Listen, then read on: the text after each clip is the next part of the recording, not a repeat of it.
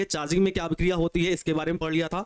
आज बेसिकली ईंधन सेल के बारे में पढ़ेंगे और संक्षारण के बारे में पढ़ेंगे और चैप्टर को क्लोज करेंगे। कल संडे है, कल संडे इसी टाइम ठीक 11 बजे आपकी सब्जेक्टिव और ऑब्जेक्टिव दोनों की क्लास होगी। सब्जेक्टिव में जो डिफरेंट टाइप के सब्जेक्टिव है मैं आपको करा दूंगा, ठीक है। ऑब्जेक्टिव बहुत ज्यादा नहीं लूंगा, आपसे पहले कह दे रहा हूँ, बहुत ज्यादा 20 ऑब्जेक्टिव आपके होंगे, ऑलरेडी मैं करा चुका हूँ ऑब्जेक्टिव इसके 20 नहीं, चलिए अच्छा ठीक है 30 से 35 ऑब्जेक्टिव हो जाएंगे, 30 ऑब्जेक्टिव हो जाएंगे और लगभग 10 से 12 कह सकते हैं सब्जेक्टिव हो जाएंगे, ठीक है। उसके अलावा जो भी सब्जेक्टिव होते हैं, जो भी ऑब्जेक्टिव होते हैं आपके पास आ जाएंगे। जैसे जैसे आपकी संडे क्लास होती रहेगी वैसे वैसे मैं आपके ऑब्जेक्टिव और सब्जेक्टिव कराता रहूंगा।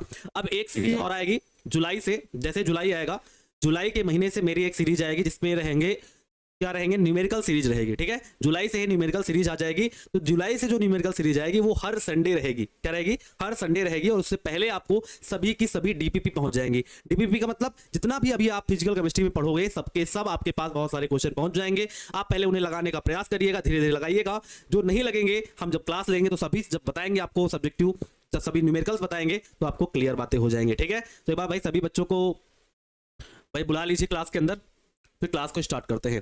कल का कोई डाउट है, सबसे पहले कल का कोई डाउट है तो एक बार पूछ लीजिए। चलिए कल का कोई डाउट है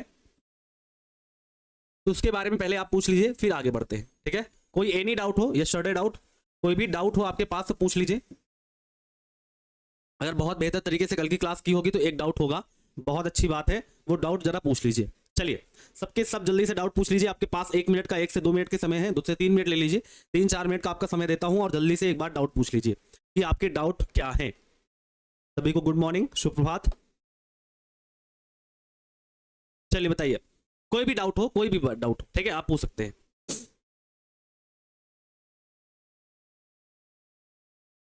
एक बच्ची बोल रही सर मैंने अभी बैच परचेज किया है, तो उससे यही निवेदन करूंगा कि जो चैप्टर हो गया है उसके बारे में आप केवल नोट्स बना लें, नोट्स तैयार कर लें, या ऐप पर जाएंगे आपके पास नोट्स अवेलेबल होंगे। नोट्स अवेलेबल हैं, आपको बनाने की जरूरत नहीं है। आप कोशिश करें कि नोट्स को पढ़ते हुए डेली के लेक्चर देखें, डेली कम से कम पीछे का एक लेक्चर देखते चलें और आगे की जो लाइव क्लास, जो नया चैप्टर चालू हो रहा है उसकी लाइव क्लास करते चले, ठीक है। मरकरी सेल के बारे में, सर मरकरी सेल के बारे में क्या है बताइए। अभिक्रिया उल्टा क्या होता है, अभिक्रिया उल्टा का मतलब उत्क्रमणीय अभिक्रिया, ठीक है। और बताइए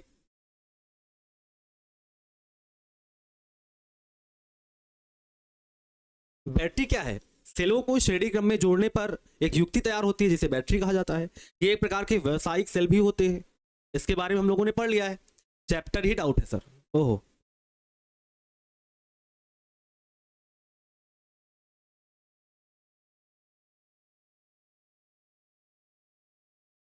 चलिए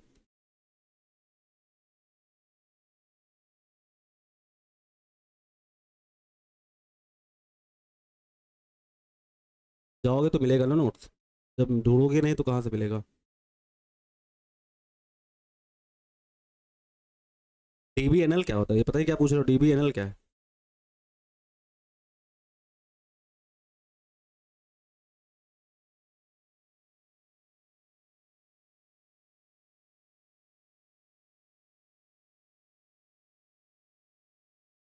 फालतू के सवाल करेंगे तो अब हम पढ़ेंगे ही नहीं। संपूर्ण अभिक्रिया में प्रॉब्लम है सर। चलिए अच्छा एक बार रिवीजन करा देते हैं। देखो हम लोगों ने कल द्वितीयक सेल में के बारे में पढ़ा, द्वितीयक सेल के बारे में पढ़ा कि जब हम एनोड की बात करते हैं, जब हम एनोड की बात करते हैं तो आपने कहा था एनोड पर पीबी होता है। जो H2SO4 टूटता है, जो H2SO4 टूटता है सर, वो टूटता किस में है, आपने कहा था सर 2H+ में टूटता है और SO4 2- में टूटता है। तो सर ये एनायन है तो कहाँ जाएगा, एनोड पर जाएगा। तो ये SO4 2- एनोड पर आएगा, SO4 2- कहाँ आएगा, एनोड पर आएगा। अब एनोड पर क्या होते हैं, इलेक्ट्रॉन त्यागे जाते हैं, तो क्या होगा सर, ये क्या करेगा, PbSO4 बना लेगा, PbSO4 बना लेगा और 2 इलेक्ट्रॉन त्याग देगा। अगर आप बात करें कैथोड पर, अगर बात करें आप कैथोड पर, तो कैथोड पर क्या था सर, कैथोड पर हमारा PbO2 था, लेड ऑक्साइड था, साथ में मेरा सल्फ्यूरिक अम्ल में वो डूबी हुई है। सल्फ्यूरिक अम्ल का मतलब हम कह सकते हैं H+ और SO4 2- में वो डूबी हुई है। अच्छा सर, सर कैथोड पर है तो यहाँ इलेक्ट्रॉन ग्रहण किए जाते हैं, तो यहाँ पर इलेक्ट्रॉन ग्रहण किए जाएंगे। फिर क्या होगा सर, Pb वाला SO4 के साथ PbSO4 बना लेगा, क्या बना लेगा, PbSO4 बना लेगा। बचा ये H, ये वाला HO के साथ क्या बना लेगा, H2O बना लेगा, क्या बना लेगा, H2O बना लेगा। सिर्फ बैलेंस करना है सर, ऑक्सीजन के यहाँ 2 है, आप यहाँ पर ऑक्सीजन के 2 लगा दीजिए, हाइड्रोजन के 4 कर दीजिए, बैलेंस हो जाएगी। अब संपूर्ण सेलुलर अभिक्रिया क्या हो जाएगी, इन दोनों को जोड़ दीजिए। कैसे जोड़ेंगे सर, Pb हो गया, Pb हो गया, PbO2 हो गया। और देखिए सर ये 4H प्लस है, ये SO4 2 minus, SO4 2 minus, 2 SO4 2 minus है। तो आप कहोगे सर 4H प्लस और 2 SO4 2 माइनस मिलके क्या बना लेंगे, 2H2SO4 बना लेंगे। क्या बना लेंगे, 2H2SO4 बना। यहाँ देखो हाइड्रोजन के 4 लोग हैं, सल्फेट के 2 लोग हैं, तो क्या बन जाएगा, आप कहोगे सर यहाँ बन जाएगा 2H2SO4 बन जाएगा। अब क्या होगा सर, ये वाले इलेक्ट्रॉन इस वाले इलेक्ट्रॉन से अब यहाँ पर 2 बैलेंस के लिए लगाना पड़ेगा। बोलो क्यों, क्योंकि सर 2 देखिए 4 एक कम 4, 4 प्लस का है, 2 माइनस का है, तो अभी 2 माइनस का और चाहिए, इसलिए मैंने 2 इलेक्ट्रॉन यहां पर लगा लिए, 2 माइनस के और आ गए। आपने कहा सर ये 2 इलेक्ट्रॉन कैंसिल हो गए, तो लेफ्ट का पूरा हो गया, राइट में आ जाइए। राइट में हमारा PbSO4 है, PbSO4 है, और ये भी हमारा PbSO4 है, तो 2 PbSO4 हो गया और प्लस का 2H2O हो गया। ये हमारी डिस्चार्जिंग वाली हो गई। क्या हो गई, डिस्चार्जिंग वाली हो गई। अच्छा, अगर इसी को चार्ज वाली करनी हो, चार्ज वाली करनी हो तो देख लीजिए, चार्ज वाली करनी हो तो तब देख लीजिए भाई, चार्ज वाली करेंगे तो क्या होगा, मैंने कहा था जब चार्ज करोगे तो अभिक्रियाएं उल्टा हो जाएंगी।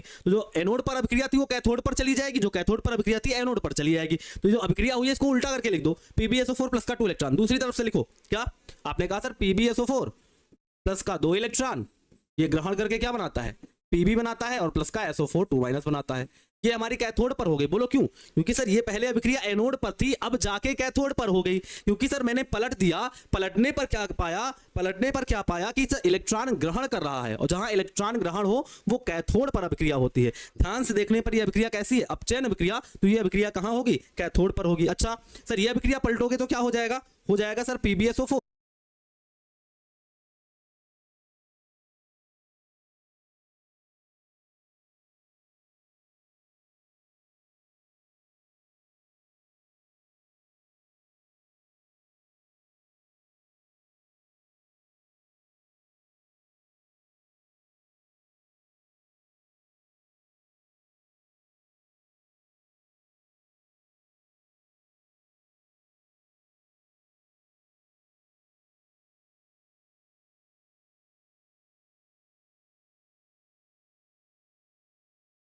मिनट लगाओ बस। हेलो बच्चों, आप बताइए एकदम क्लियर आवाज आ रही है आपको, वीडियो एकदम क्लियर आ रहा है? अगर आ रहा है तो बता दीजिए एक बार।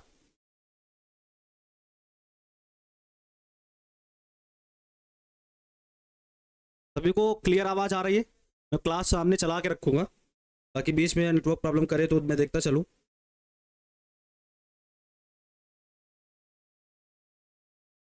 सभी को मेरी आवाज एकदम क्लियर आ रही है? सब कुछ क्लियर है? चलो आ जाओ। देखो हम यहां पर समझा रहे थे प्यारे बच्चों, यही पर थी कि कैथोड पर क्या होगी, एनोड पर क्या होगी। मैंने कहा था जब हम इन दोनों रिएक्शन को उल्टा करेंगे, क्योंकि हम चार्ज कर रहे हैं, मैंने कहा था चार्ज करने पर जो अभिक्रियाएं होंगी वो उत्क्रमण हो जाएंगी, विपरीत हो जाएंगी। और ये भी कहा था ये एक प्रकार का उत्क्रमणीय सेल भी कहा जाता है। कौन सा सेल, द्वितीयक सेल जो होता है वो एक प्रकार का उत्क्रमणीय सेल भी कहा जाता है। तो आपने कहा था सर ये दोनों अभिक्रिया अगर आप पलटोगे तो कैथोड और एनोड भी पलट जाएंगे। मींस ये जो अभिक्रिया है जब आप इसे पलटोगे तो इलेक्ट्रॉन इस ओर आ जाएंगे, लाइक एज दिस, इस तरीके से। ठीक है, मुझे लगता है कल ही क्लास में मैंने आपको ये यहां पर हल्का सा आप देखेंगे कल ही क्लास में, तो कैथोड और एनोड का देखिए थोड़ा मिस्टेक है। ठीक है, देखेंगे आप तो थोड़ा सा यहाँ कैथोड और एनोड की थोड़ा सा मिस्टेक है। अब ये मिस्टेक करेक्ट कर लीजिएगा। कैथोड और एनोड की थोड़ा फास्ट के चक्कर में कैथोड और एनोड मैंने ध्यान नहीं दिया, तो ये कैथोड और एनोड कल की क्लास में मैंने आपको बताया, थोड़ा सा करेक्शन कर लीजिएगा, एक बार देख लीजिएगा। ठीक है, आप देखिए जरा, मैंने कहा अगर मैं दोनों अभिक्रियाओं को उल्टा कर दूं तो ये अभिक्रिया अगर पीछे की ओर से लिखी जाएगी तो PbSO4 प्लस का 2 इलेक्ट्रॉन, एरो Pb प्लस का SO4 2 माइनस, इसको भी उसी तरह लिख दीजिए अपोजिट करके। तो आपने कहा ये दोनों मैंने अभिक्रिया लिखी। अब आपको पता चल रहा है कि सर ये अपचयन हो रहा है, अपचयन हो रहा है तो कहां होगा, कैथोड पर, और ये ऑक्सीकरण हो रहा है कहां होगा, एनोड पर होगा। तभी उन्होंने कहा था लास्ट टर्म में कि यहां पर क्या होता है कि थोड़ा सा क्या होता है, यहां पर जो विद्युत धारा जो प्रवाहित होती है वो विपरीत दिशा में होती है, कि यहां अभिक्रियाएं वो उत्क्रमणीय हो जाती हैं, यहां पर जो इलेक्ट्रोडों पर जो माइनस प्लस था वो भी अपोजिट कार्य करने लगता है। ठीक है, लाइक एज दिस। चलो आ जाओ आगे बढ़ते हैं। ईंधन सेल क्या होते हैं, फ्यूल सेल्स क्या होते हैं, इनके बारे में आज पढ़ने वाले हैं। आखिर फ्यूल सेल्स होते क्या हैं, फ्यूल सेल्स का उपयोग कहां करते हैं, ये जब आए तो हमें कितना ज्यादा इनसे हुए, इनका फायदा मिला। तो अगर फ्यूल सेल्स की बात करें तो सबसे पहले बात आती है यहां से सबसे पहला ऑब्जेक्टिव कौन सा आएगा। तो सबसे पहला ऑब्जेक्टिव मैंने अंडरलाइन कर दिया है, सबसे पहला ऑब्जेक्टिव आता है ये सेल प्राथमिक सेलों के समान ही होते हैं। पेपर में आता है क्वेश्चन ऑब्जेक्टिव में कि ईंधन सेल होते हैं प्राथमिक सेल, द्वितीयक सेल, शुष्क सेल या इनमें से कोई नहीं, ऐसे आ जाता है। प्राथमिक शेल होते हैं, द्वितीयक शेल होते हैं, दोनों होते हैं या इनमें से कोई नहीं होते हैं। तो आपको याद रखना है कि जो ईंधन शेल्स होते हैं वो एक प्रकार के प्राथमिक शेल होते हैं। इन्होंने कहा इन सेलों में ईंधन के दहन प्रक्रिया है। ये एक ऐसा सेल है जिसमें हमें ईंधन को लेना पड़ता है, उसे दहन कराना पड़ता है, जलाना पड़ता है, और जलाने के बाद जो हमें क्या मिलती है, जलाने के बाद जो हमें क्या ऊर्जा मिलती है, हम उसे ऊर्जा को वैद्युत ऊर्जा के रूप में प्रयुक्त करते हैं, वैद्युत ऊर्जा के रूप में प्रयुक्त करते हैं। और वही ये कह रहे हैं कि ईंधन के दहन की रासायनिक जो ऊर्जा होगी उसे हम वैद्युत ऊर्जा में कन्वर्ट करते हैं। लाइक एज कह सकते हो, जैसे हम हाइड्रोजन का प्रयोग करते हैं, कार्बन मोनोऑक्साइड का प्रयोग करते हैं, मीथेन का प्रयोग कर सकते हैं, प्रोपेन का प्रयोग कर सकते हैं, आप कह सकते हो एथेन का प्रयोग कर सकते हैं, एथिल अल्कोहल का प्रयोग कर सकते हैं आदि। ये सभी ईंधन के रूप में प्रयुक्त होते हैं। पेपर में ऑब्जेक्टिव यहां से भी आ जाता है, यहां से भी आ जाता है, यहां से ये ऑब्जेक्टिव भी पूछे जाते हैं कि हाइड्रोजन के अलावा और अन्य कौन से ऐसे ईंधन हैं जो प्रयुक्त किए जाते हैं, या ईंधन सेल में हाइड्रोजन के अतिरिक्त कौन से ईंधन प्रयुक्त किए जा सकते हैं। तो आपको याद रखना, जैसे मीथेन हो गया, इथेन हो गया, प्रोपेन हो गया, उसके साथ साथ एथिल अल्कोहल हो गया, हम इनका भी प्रयोग ईंधन सेलों में कर सकते हैं आसानी से, कोई हमें दिक्कत नहीं है। ठीक है, आगे आ जाओ। उदाहरण में जैसे आपका हाइड्रोजन ऑक्सीजन सेल है, प्रोपेन ऑक्सीजन सेल है, आपके जो सिलेबस में है वो केवल हाइड्रोजन ऑक्सीजन सेल है, जिसे कहते हैं H2O2 सेल। क्या H2O2 सेल कहते हैं। आपके कोर्स में केवल H2O2 सेल है, इसी के बारे में पढ़ना है और इसी के बारे में अच्छे तरीके से समझना है। अब समझ गए ईंधन सेल क्या होते हैं। आपने कहा सर ये एक प्रकार के प्राथमिक सेल है, सबसे पहला ऑब्जेक्टिव। दूसरा, ईंधन सेलों में ईंधन का दहन कराने पर जो रासायनिक ऊर्जा होती है उसे हम वैद्युत ऊर्जा में कन्वर्ट कर सकते हैं। ईंधन के रूप में, मतलब ईंधन के पदार्थ के रूप में हम हाइड्रोजन का उपयोग कर सकते हैं, कार्बन मोनोऑक्साइड प्रयोग कर सकते हैं, मीथेन प्रयोग कर सकते हैं, इथेन हो गई, प्रोपेन हो गई, साथ में हम एथिल अल्कोहल का प्रयोग भी कर सकते हैं। सर ईंधन के रूप में आदि को प्रयोग करते हैं, और जैसे हमारे पास उदाहरण में हाइड्रोजन ऑक्सीजन सेल है और साथ में हमारे पास प्रोपेन ऑक्सीजन सेल है, बट हमें पढ़ना है हाइड्रोजन ऑक्सीजन सेल के बारे में। आइए चलते हैं हाइड्रोजन ऑक्सीजन सेल के बारे में। हाइड्रोजन ऑक्सीजन सेल फिगर बना हुआ है, मैं अपने आप से फिगर बनाऊंगा। चलिए मैं आपको पहले कुछ बातें बता देता हूं ऑब्जेक्टिव के तौर पर। इस सेल को बेकोन सेल, कई सारे नाम होते हैं इसके, बैकोन, अलग अलग नामों से, अलग अलग तरीके से इसे जाना जाता है, पहचाना जाता है। ठीक है, मैंने कहा कि जो हाइड्रोजन ऑक्सीजन सेल है, इससे सबसे पहला ऑब्जेक्टिव ये आता है कि इसे किस प्रकार का सेल कहा जाता है। तो पेपर में आ जाए ईंधन सेल है तो आप कहोगे बैकोन सेल है या बेकोन सेल है। सबसे पहला ऑब्जेक्टिव यहां से क्लियर हो जाएगा। साथ में वैज्ञानिक बेकोन या बैकोन के नाम पर इसे रखा गया। वैज्ञानिक बैकोन या बेकोन ने इन्हें निर्मित किया, इसके बारे में बताया, इसको समझाया। तो वैज्ञानिक बेकोन के नाम पर इसे रखा गया, इसलिए हाइड्रोजन ऑक्सीजन सेल को क्या कहते हैं, बेकोन या बैकोन सेल भी कहते हैं। अब जरा चित्र के बारे में समझते हैं अच्छे तरीके से, क्या कि चित्र क्या है। कह रहे हैं इस सेल में प्लैटिनम का, सिल्वर का, कॉपर ऑक्साइड का आदि के परत चढ़े हुए कार्बन या टाइटेनियम के इलेक्ट्रोड होते हैं। अब जरा फिगर बनाते हैं, जरा फिगर बनाते हैं, मजा आएगी फिगर बनाने में। फिगर बनाओगे तभी मजा आएगी, ऐसे तो मजा आएगी नहीं। ठीक है, आ जाओ जरा देखो, बारी बारी से मेरे साथ साथ बनाते जाइएगा, समझ में पूरा आता जाएगा। ठीक है, मैंने कहा ये पात्र है, ठीक है, पात्र है, इसमें 2 इलेक्ट्रोड लगे हुए हैं। इसमें क्या लगे हुए हैं, आपने कहा सर इसमें 2 इलेक्ट्रोड लगे हुए हैं।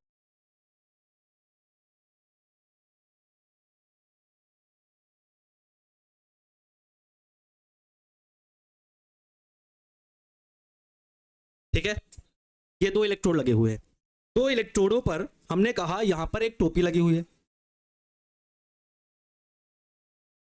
ये इलेक्ट्रोड काहे के हैं, प्लैटिनम चढ़े हुए कार्बन के हैं। क्या है कहा आपने, ये जो इलेक्ट्रोड लगे हुए हैं ये पीटी की परत चढ़े हुए कार्बन के हैं, मतलब ये कार्बन के इलेक्ट्रोड है, बस इसके ऊपर प्लैटिनम की क्या चढ़ी है, एक कोट चढ़ी हुई है, एक परत चढ़ी हुई है। आगे क्या कहते हैं, साथ साथ पढ़ते जाते बनाते जाते हैं। आपने कहा सर इतनी बात तो क्लियर हो गई। अच्छा, इलेक्ट्रोड के मध्य NaOH या KOH का सांद्र विलयन भरा होता है। अच्छा सर कोई बात नहीं। आपने कहा इसके अंदर जो है आपने कहा NaOH या KOH का सांद्र विलयन भरा होता है।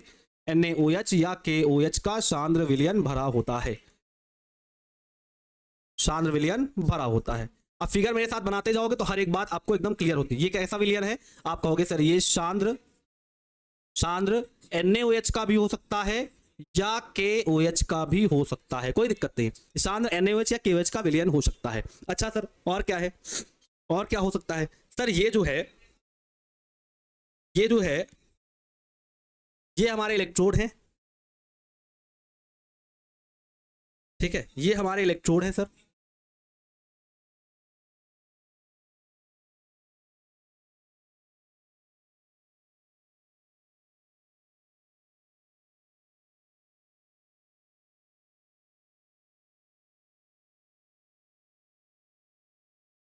हम्म,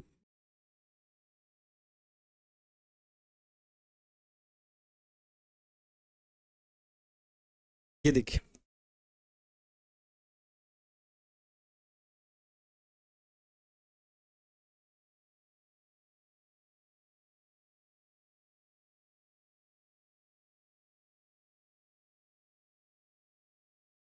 ये इलेक्ट्रोड एक लगा हुआ है, ये दूसरा इलेक्ट्रोड लगा हुआ है, और इलेक्ट्रोडों के मध्य में क्या भरा हुआ है, NaOH या KOH का सांद्र विलयन भरा हुआ है।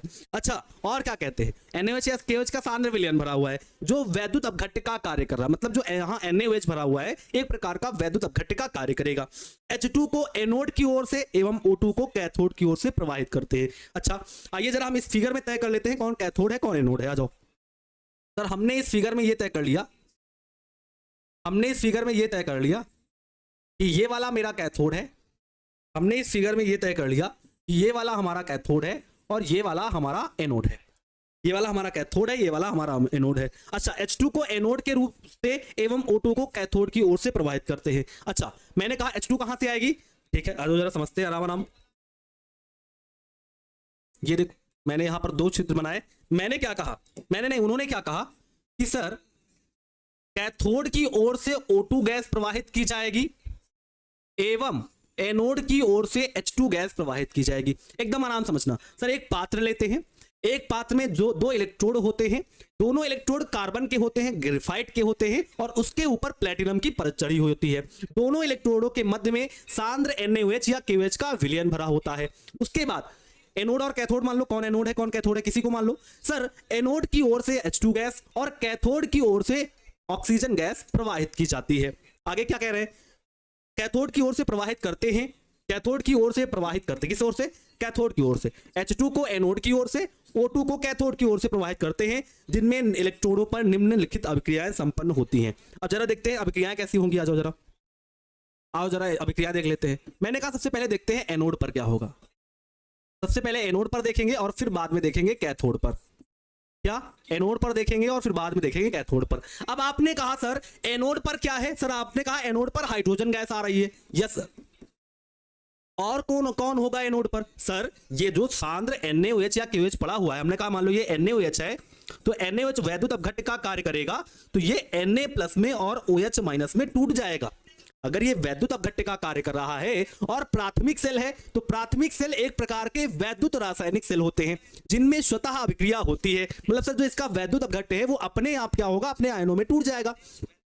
तो NaOH जो है वो Na प्लस और OH माइनस में टूट जाएगा। सर ये N आयन है तो कहां जाएगा, आप कहोगे सर ये N आयन है तो एनोड पर जाएगा, तो यहां पर कौन आएगा, सर यहां पर आएगा OH माइनस। सर यहां पर ऑलरेडी H प्लस है तो क्या है H2 है, और कौन आएगा सर, आएगा OH माइनस, क्या आएगा OH माइनस आएगा। ये दोनों क्या करेंगे, साथ में मिलकर के H2O बना लेंगे और साथ में क्या मुक्त कर देंगे, इलेक्ट्रॉन मुक्त कर देंगे। बैलेंस कर लो सर, यहां ऑक्सीजन जर हाइड्रोजन के यहां देखिए 2 और 1 3 है तो पहले यहां हम 2 लगाएंगे, फिर यहां हम 2 लगाएंगे, बैलेंस अभिक्रिया हो जाएगी, 2 1 कम 2 हम यहां 2 लगाएंगे, बैलेंस अभिक्रिया हो जाएगी। फिर एक बार अच्छे समझ लो, मैंने कहा एनोड की ओर से हाइड्रोजन गैस प्रवाहित की जाएगी, जो आपका वैद्युत अपघट्य है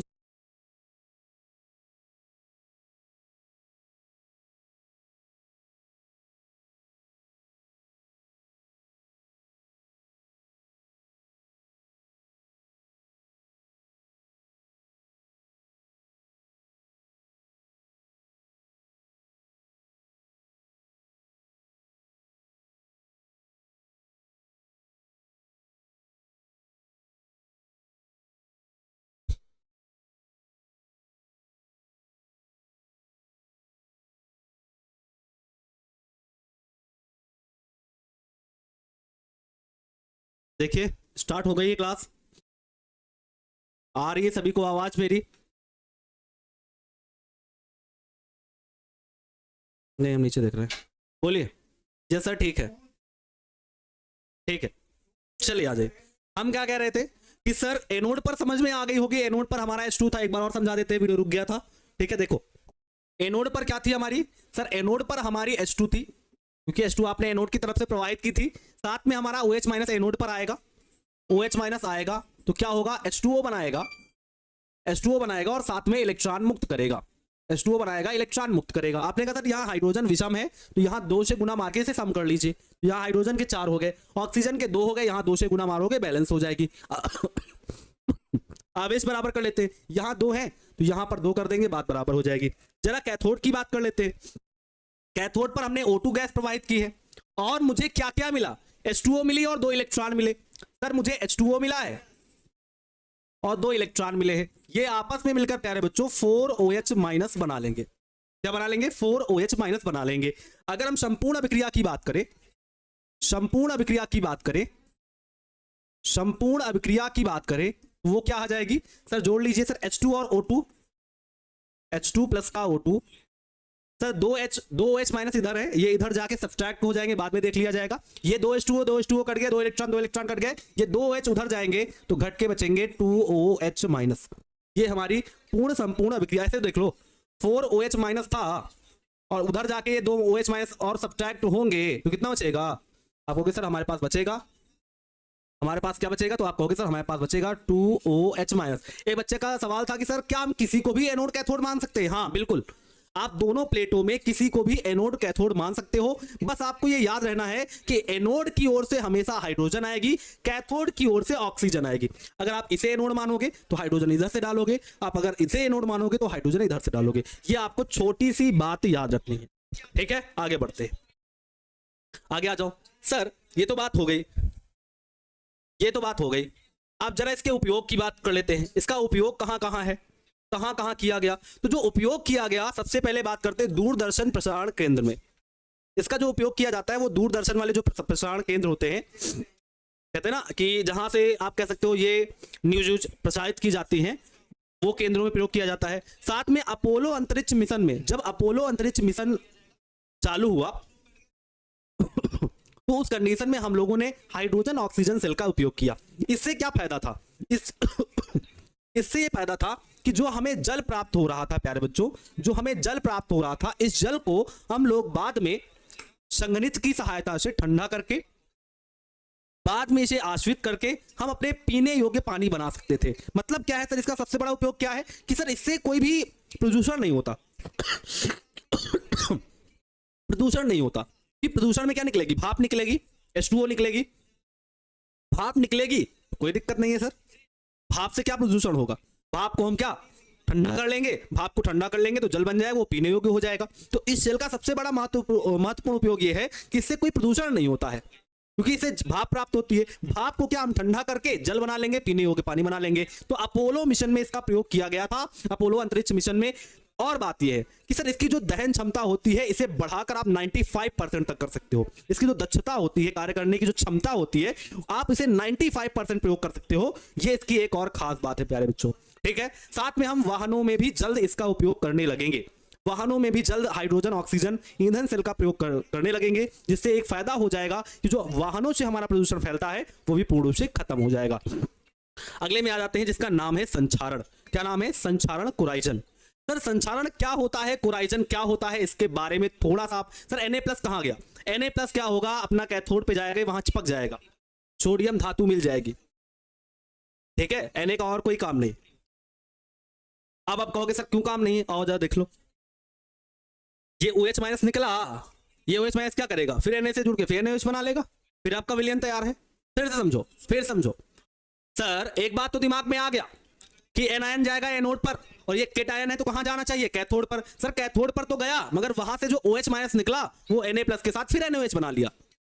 तो एक फायदा हो गया सर कि जो ये केटायन है, ये जब कैथोड पर जाएगा, कैथोड पर जाएगा, कैथोड पर, तो कैथोड पर जो हमें OH- मिला है ना, उससे फिर ये क्रिया करके NaOH बना लेगा।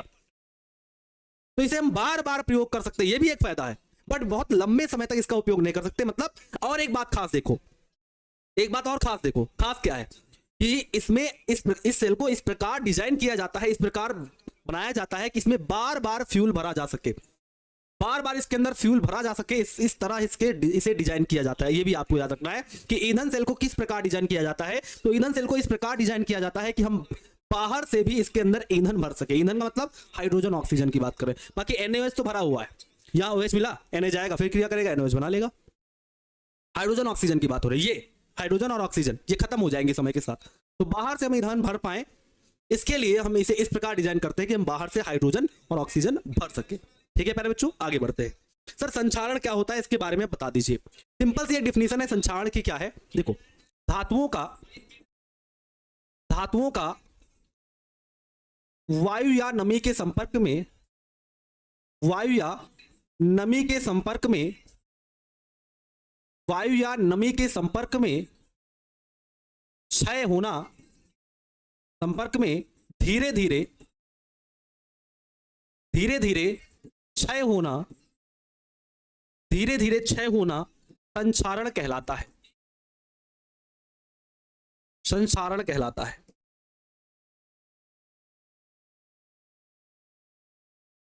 ये एकदम सिंपल सी डिफिनीशन है। अगर आपको समझ में आ गई हो तो बोलिए यस सर हमें समझ में आ गई है।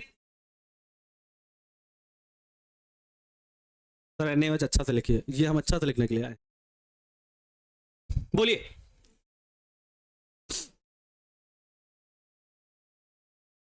क्लियर है,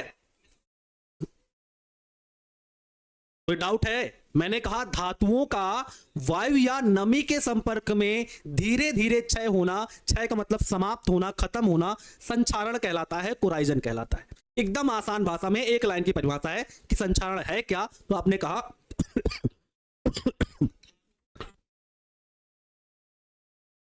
तबियत पूछो ना, क्या हाल है तबियत का, इसीलिए तो 2-3 दिन से आप कह रहे थे सर क्यों गलतियां हो रही है इतनी ज्यादा। ठीक है, गलती इसीलिए, तबियत ही नहीं सही है, कहीं मन कहीं और ही काम करता है, तो अंदर से इच्छा नहीं करती ना, तो तबियत थोड़ा सा डाउन रहती है तो अंदर से इच्छा नहीं करती फिर। ठीक है, आ जाइए जरा। रस्ट का फार्मूला क्या है? रुको बाबा रुको, आ रहा हूं। लोहे पर जंग लगना, वही वाली हेडिंग डालने जा रहा हूं, रुकोगे नहीं? लोहे पर जंग लगना,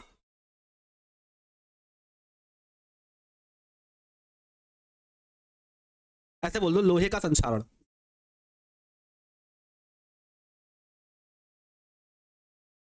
लोहे का संक्षारण क्या है, ठीक है, या लोहे पर जंग लगना क्या है, ठीक है, ऐसे बोल दो, लोहे पर जंग लगना, लोहे पर, लोहे पर जंग लगना। ये है क्या, कैसे लगता है, ये किस प्रकार लगेगा, क्या है, इसके बारे में सब आपको बताना है सर कि लोहे पर जंग लगना क्या है और कैसे ये कार्य करता है। देखो प्यारे बच्चों, लोहे पर जंग लगना क्या है, तो आप बोलोगे लोहे का संक्षारण, लोहे का संक्षारण जंग लगना कहलाता है, जंग लगना कहलाता है। एक लाइन की ये परिभाषा है, एकदम नॉर्मल परिभाषा है, एकदम क्या नॉर्मल तरीके से आपके दिमाग में आ गई। लोहे का संक्षारण जंग लगना कहलाता है, लोहे पर जंग लगती है, तो आपने कहा लोहे का जो संक्षारण होता है उसी को कहते हैं जंग लगना। अब एक बच्चा कह रहा है जंग का सूत्र बता दीजिए। भैया रुको, थोड़ा सा बता रहा हूं, रुको थोड़ा सा रुको, सब्र करो, आखिरी टॉपिक चल रहा है, आराम से खत्म करेंगे इसको। अब क्या होगा सर, लोहे पर जंग कैसे लगेगी, किस प्रकार लगेगी, इसके बारे में थोड़ा सा हमें बता दीजिए। देखो प्यारे बच्चों, क्या होगा, लोहा क्या करेगा सबसे पहले, आज जरा थोड़ा सा आगे बढ़ के समझाते हैं आपको। आगे देखो, ये फिगर के माध्यम से हम आपको समझाते हैं। मान लो लोहा पड़ा हुआ है, आपने कहा यस सर Fe पड़ा हुआ है, क्या पड़ा है, Fe पड़ा हुआ है। सर Fe अगर पड़ा हुआ है, देखो यहाँ, ये देखो वाटर ड्रॉपलेट है, फिगर से एक बार देखो, फिगर नहीं समझ में आ रहा तो देखो, ये मैंने कहा, ये देखो, ये जो बना हुआ है ये है लोहे पर जंग लगना, ये जो बना हुआ है ये एक प्रकार का है जंग, क्या है, जंग है, ये जंग को बता रहा है। सर यहाँ होगा क्या, होगा क्या, एकदम नॉर्मल तरीके से बताइएगा सर क्या होगा। देखो क्या होगा,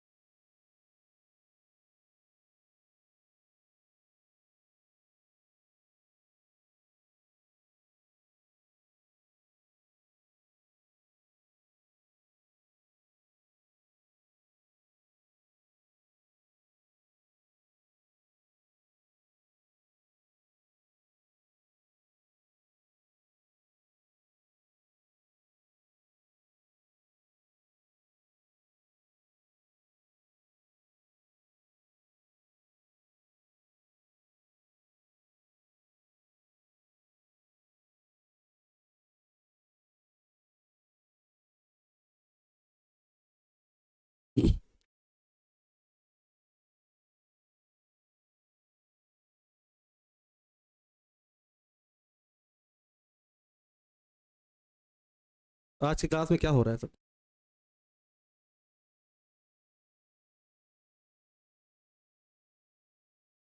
यही कराओ इसको। क्लियर है? आवाज आ रही है सभी को? पता नहीं क्या हो रहा है आज की क्लास में।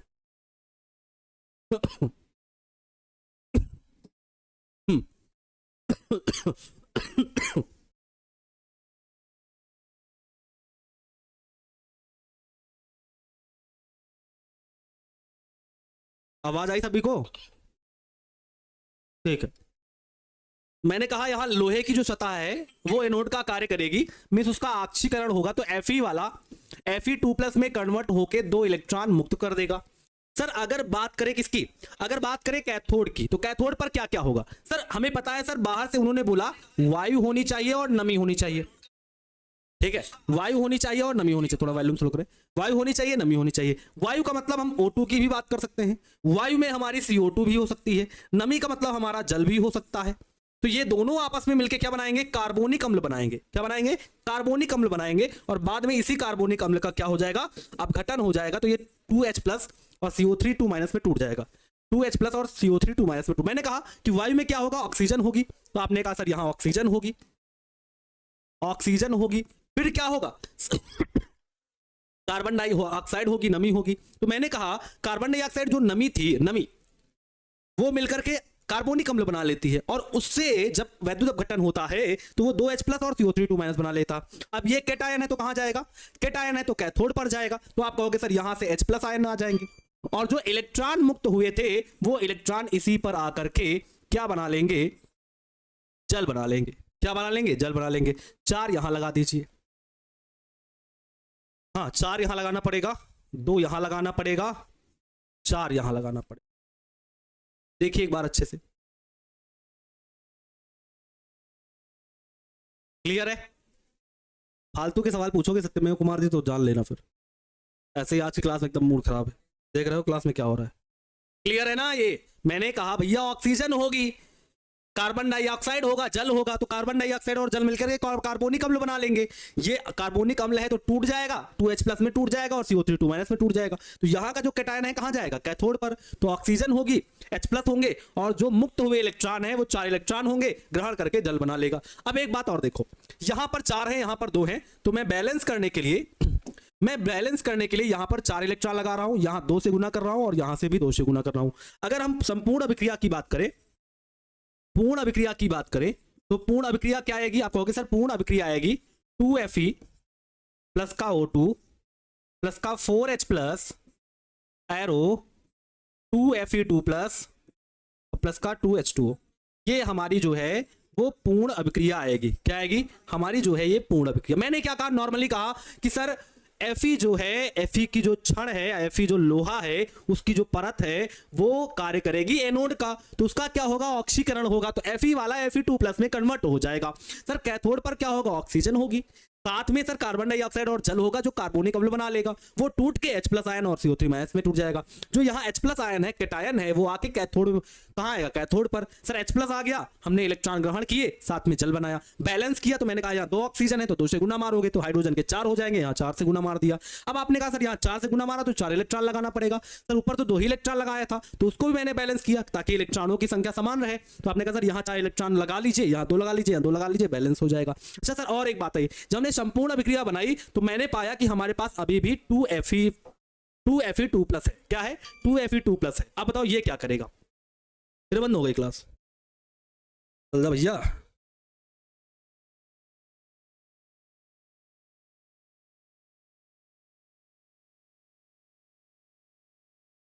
ठीक है चलो आ जाओ। इतनी बातें क्लियर हो गई क्या सभी को?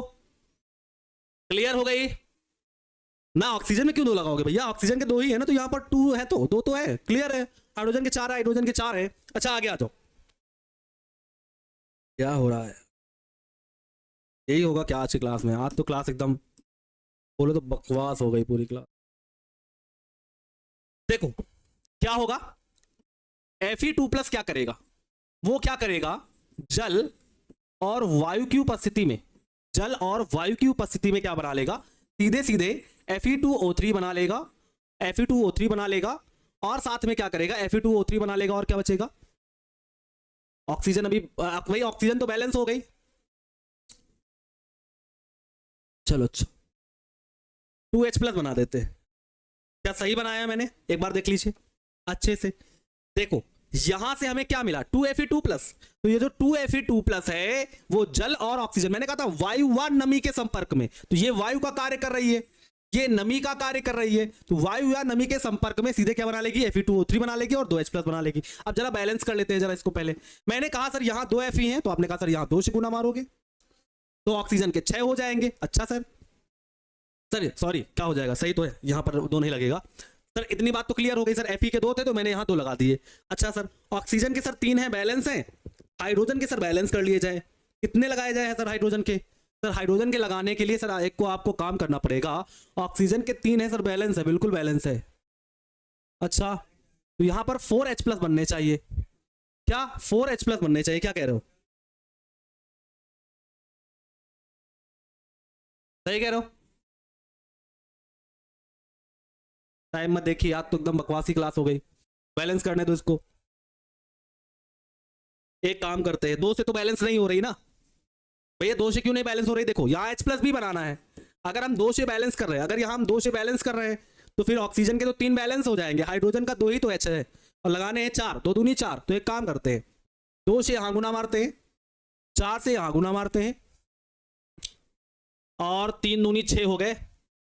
6 में 2 से यहाँ गुना मारते हैं, 2 से यहाँ गुना मारते हैं, ये सब कुछ तो बैलेंस हो जाएगी, फिर गड़बड़ा ही जाएगा। 2 दूनी 4, देखा गड़बड़ हो रहा है ना, गड़बड़ तो हो ही रही, बैलेंस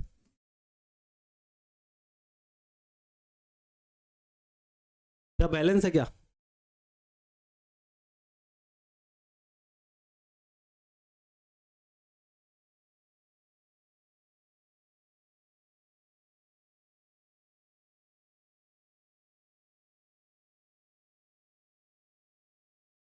नहीं हो रही है, फिर से करते हैं। अच्छा जो देख लेते हैं एक बार और, देखते हैं बैलेंस होगी। Fe2+ मिला हमें, हमने कहा वायु व नमी के संपर्क में ये क्या बना लेगा, Fe2O3 बना लेगा, और साथ में सर यहाँ पर H है तो H+ निकल जाएंगे। सर बैलेंस के लिए क्या करते हैं, यहाँ 2 से गुना मार लेते हैं, यहाँ 2 से गुना मार लेते हैं ना, वहां 2 से गुना मारेंगे तो 2 दूनी 4 हो जाएगा। सर यहाँ 4 से गुना मार लेते हैं तो 4 दूनी 8, मतलब सर 8H+ बाहर जाने चाहिए। देखो 4 दूनी 8 मतलब सर 8+ के बाहर जाने चाहिए, तो मैंने कहा यहाँ 8 लगा लेंगे, बैलेंस हो जाएगी। सर हाइड्रोजन के 8 करने हैं, सर यहाँ 4 कर दीजिए, हाइड्रोजन के भी 8 हो जाएंगे। अब बैलेंस देखिए क्या बैलेंस है, आयरन के 4 हैं, आयरन के 4 हैं, ऑक्सीजन के 4 और 2 6 है, ऑक्सीजन के 3 दूनी 6 है, हाइड्रोजन के 8 है, हाइड्रोजन के 8 हैं, इधर 8+ का है, उधर भी 8+ का है, सर बैलेंस हो गई। अब जो ये Fe2O3 बनेगा, जो Fe2O3 बनेगा ये हमारे जल के साथ, X अणु जल के साथ संयोग करके बना लेगा Fe2O3 × XH2O, और ये जो बनेगा यही हमारा, ये जो बनेगा यही हमारा क्या कहलाएगा, जंग कहलाएगा। और ये हमारा जंग का सूत्र है जो लाल भूरा होता है। कैसा होता है, लाल भूरा होता है, नोट कर लीजिए एक बार।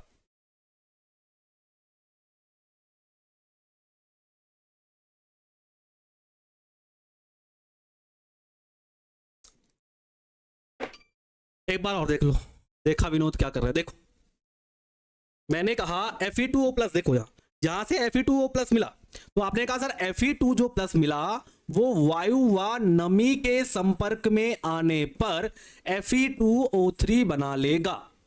ठीक है, बैलेंस के लिए मैंने कहा यहां ऑक्सीजन के 3 हैं, विषम नहीं होने चाहिए, आपने कहा सर 2 से गुना मार दीजिए, सम हो गए, यस सर। 3 दूनी 6, वहां बाद में देखिएगा 2 दूनी 4 Fe हैं सर, यहां पर 4 लगा लीजिए, 4 Fe हो जाएंगे। सर ऑक्सीजन के 3 दूनी 6 है सर, 2 ये रहे, 4 यहां लगा लीजिए, 6 हो जाएंगे। हाइड्रोजन के 4 दूनी 8 है, तो आपने कहा सर अगर हम 8H+ बाहर निकाल दें तो पूरा का पूरा रिएक्शन संतुलित हो जाएगा, कि हाइड्रोजन के 8 हैं H, और यहां पर 4 दूनी 8+ का है, तो मैंने यहां पर 8H+ निकाल दिए, बैलेंस हो गई। यहां से जो Fe2O3 मिला वो XH2O, मतलब जल के अणुओं के साथ, जो जल था उसके अणुओं के साथ मिलकर के Fe2O3 × XH2O बना लिया। यही हमारा जंग का सूत्र है। क्या है, जंग का सूत्र है। पेपर में सीधे डायरेक्ट पूछ लेता है कि जंग का सूत्र क्या होता है। ठीक है, अब बात करते हैं इसके प्रभावित करने वाले कारक, मतलब जंग इसको प्रभावित करने वाले कौन कौन से कारक हैं। वायु तथा नमी की उपस्थिति, वायु और नमी की उपस्थिति होगी तो ये प्रभावित होगा। धातु की सक्रियता, इस पर धातु की सक्रियता भी मायने रखती है। धातु की सक्रियता का मतलब जिसका E0 कम होगा, इलेक्ट्रोड विभव, जिसका मानक इलेक्ट्रोड विभव जितना कम होगा वो आसानी से संचारण कर लेंगे। ध्यान सुनना, जिनका मानक इलेक्ट्रोड विभव जितना कम होगा वो आसानी से संचारित हो जाएंगी, मतलब आसानी से उनका संचारण हो जाएगा। जैसे आयरन हो गया, कोबाल्ट हो गया, कॉपर हो गया, इनका। आगे आ जाओ, वैद्युत अपघट्य की उपस्थिति। यहां पर वैद्युत अपघट्य की उपस्थिति भी मायने रखती है। अगर किसी वैद्युत अपघट्य की उपस्थिति आ जाती है तब भी इसे प्रभावित करती है। हाइड्रोजन आयनों की उपस्थिति देख लो यहां, हाइड्रोजन आयनों की उपस्थिति भी इसे बहुत ज्यादा प्रभावित करती है। अगली बात है अशुद्धियों की उपस्थिति। जितनी ज्यादा अशुद्धियां भी होती, कहीं अगर अशुद्धियां भी होती हैं तो वहां पर भी संचारण की प्रक्रिया काफी तेज हो जाती है। अब बात करते हैं जंग से बचने के उपाय, मतलब जंग ना लगने पाए, लोहे पर जंग ना लगने पाए, इससे बचने के क्या उपाय हैं। तो पहला है लोहे की सतह को पिच, कोलतार, एल्युमिनियम का पेंट करके, मतलब लोहे की सतह पर एल्युमिनियम का पेंट कर दीजिए, कोलतार का पेंट कर दीजिए, पेंट करके हम उसे बचा सकते हैं। दूसरी बात, लोहे की सतह पर जस्ते की परत चढ़ा देते हैं। ऐसा लोहा जस्तीकृत लोहा कहलाता है एवं इस क्रिया को जस्तीकरण कहते हैं। सीधे पेपर में 2 नंबर का क्वेश्चन आता है, पेपर में सीधे 2 नंबर का क्वेश्चन आता है, 2 नंबर का, याद रखिएगा। पेपर में सीधे 2 नंबर का क्वेश्चन आता है, जस्तीकरण किसे कहते हैं। टिप्पणी लिखिए, जस्तीकरण। जस्तीकरण क्या है तो आप कहोगे लोहे की सतह पर जस्ते की परत चढ़ा देते हैं। ऐसा लोहा जस्तीकृत लोहा, गैल्वेनाइज्ड लोहा कहलाता है और इस प्रक्रिया को जस्तीकरण कहते हैं, गैल्वेनाइजेशन कहते हैं। सीधे 2 नंबर का पूछा जाता है पेपर में कि जस्तीकरण क्या है। आपको ये पूरी की पूरी लाइन यहां से यहां तक लिखनी है, याद करोगे तो याद हो जाएगी।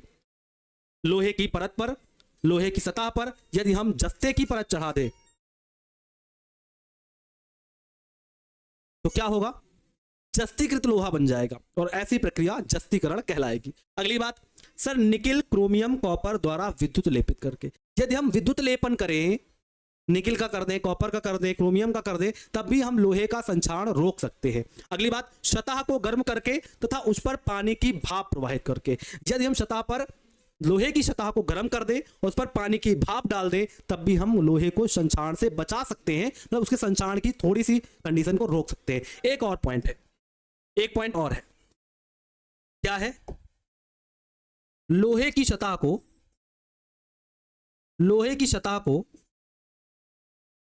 कैथोड बनाकर, मतलब यदि हम लोहे की सतह को कैथोड बना दें तब उस कंडीशन में संचारण नहीं होगा। क्यों नहीं होगा, क्योंकि सर लोहा जो हो रहा था, लोहे की जो सतह थी, देखिए आप, लोहे की जो सतह थी वो एनोड का कार्य कर रही थी। यदि हम लोहे की सतह को ही कैथोड बना दें तो ये पूरी की पूरी संचारण की प्रक्रिया रुक जाएगी। ठीक है, लोहे को ही अगर हम कैथोड बना दें तो हम इस प्रक्रिया को रोक सकते हैं। मतलब अगर हम उच्च विभव वाला इस लोहे की सतह को, इस लोहे को अगर किसी दूसरे धातु के साथ जिसका इलेक्ट्रोड विभव ज्यादा है, जिसका मानक इलेक्ट्रोड विभव ज्यादा है, अगर उससे अटैच करके रख दे तो बताओ जिसका मानक इलेक्ट्रोड विभव ज्यादा होगा वो काहे कार्य करेगा। आप कहोगे सर जिसका मानक इलेक्ट्रोड विभव ज्यादा होगा वो एनोड का कार्य करेगा। तो अगर हम इस लोहे को ज्यादा मानक इलेक्ट्रोड विभव वाले किसी धातु से जोड़ दे, अटैच करके रख दे, जोड़ के रख दे, तो उस कंडीशन में वो जो धातु होगी, दूसरी जो धातु होगी, जैसे आप मैग्नीशियम ले लो, देखो लिखा है यहां पर, देखो निकिल ले लो, क्रोमियम ले लो, जिसका मानक इलेक्ट्रोड विभव ज्यादा है अगर उसके साथ अटैच कर दिया जाए, जैसे मान लो मैग्नीशियम हो गया, पोटेशियम हो गया, बेरियम हो गया, इन अगर धातु की धातु के प्लेटों के साथ अगर इसे अटैच कर दिया जाए तो उस कंडीशन में क्या होगा, वो जो दूसरी धातु की, मान लो सोडियम जो धातु की छड़ होगी या मैग्नीशियम जो धातु की छड़ होगी वो एनोड का कार्य करेगी और उसके रिस्पेक्ट में ये Fe वाली कैथोड का कार्य करेगी। तो हम इसे कैथोड बनाकर भी इसके संचारण की प्रक्रिया को रोक सकते हैं।